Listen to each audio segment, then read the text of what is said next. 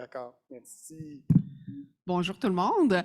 Alors, pour l'atelier 1, on s'est questionné, là, en fait, comment on peut améliorer nos pratiques par rapport au recrutement, puis aussi à l'obtention d'un consentement réellement libre et réellement éclairé, là, que les gens sachent dans quoi ils s'embarquent.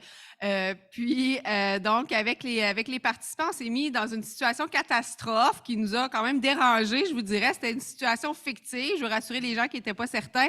Dans laquelle on avait fait beaucoup d'erreurs, mais vraiment pour aller dans le concret, de voir qu'est-ce qu'on peut faire finalement dans nos projets de recherche pour que la participation pour les personnes qui ont une déficience intellectuelle soit réellement satisfaisante. Excusez-moi, j'ai oublié une phrase. Puis là, on va vous partager quelques constats clés, quelques messages clés qui sont ressortis de notre atelier.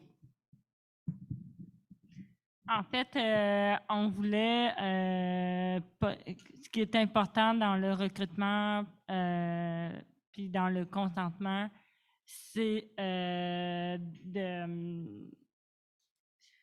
porter attention aux personnes.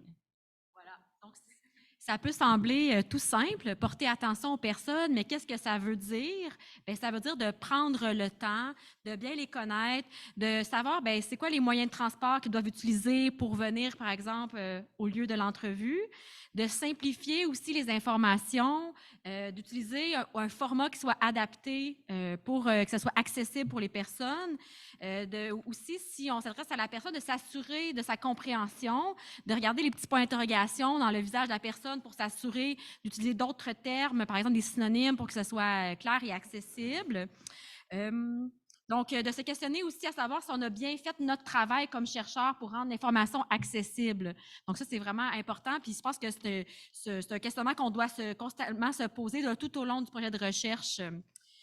Puis donc, pour y arriver aussi, on s'est dit, par exemple, c'est important de simplifier nos formulaires de consentement, mais pourquoi pas les simplifier pour tout le monde, pour que justement la participation à la recherche soit satisfaisante pour chacun et chacune. Est-ce que j'oublie quelque chose?